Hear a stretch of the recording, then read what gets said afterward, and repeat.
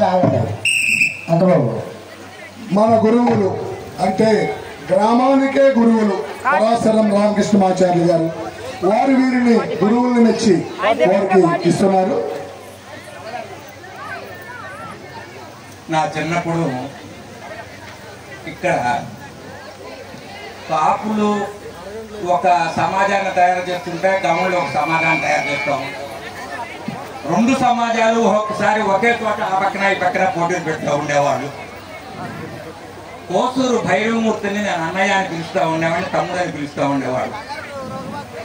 భైరవమూర్తి అన్న యొక్క భజన సమాజం స్ఫూర్తితో నేను కొమ్మూరులో టీచర్గా పనిచేస్తూ ఎలిమెంటరీ స్కూల్లో పనిచేసేవాడిని అండి. 1వ క్లాసు నుంచి 5వ క్లాసు వరకు ఉన్నటువంటి పిల్లల్ని 5 సమాజాలు తయారు చేయించాం. అక్కడ చిన్న పిల్లలే, పెద్దవాళ్ళు కాదు. 5 సమాజాలు తయారు చేయించామంటే కోసూరు భైరవమూర్తి అన్న యొక్క స్ఫూర్తి.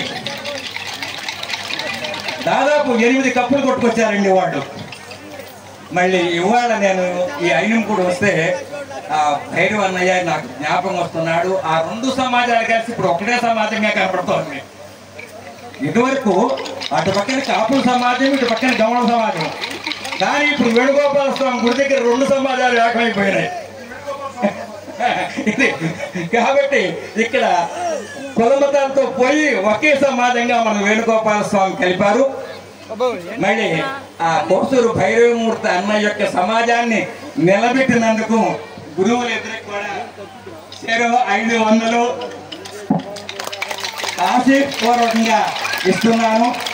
ఇక్కడ ఇదే సమాజము ఇలా ఇంకా ఎన్నో సమాజాలు మళ్ళీ నా పుట్టిన ఊరిలో ఇట్లా అభివృద్ధి పొందుతూ ఉండాలని, గ్రామస్తులందరూ కూడా ఇంకా ఇలా అభివృద్ధి చేయాలని మీ అందరినీ కూడా కోరుకుంటూ వేణుగోపాల స్వామి నా కోరిక నెరవేర్చాలని మరీ ప్రార్థన చేస్తున్నాను.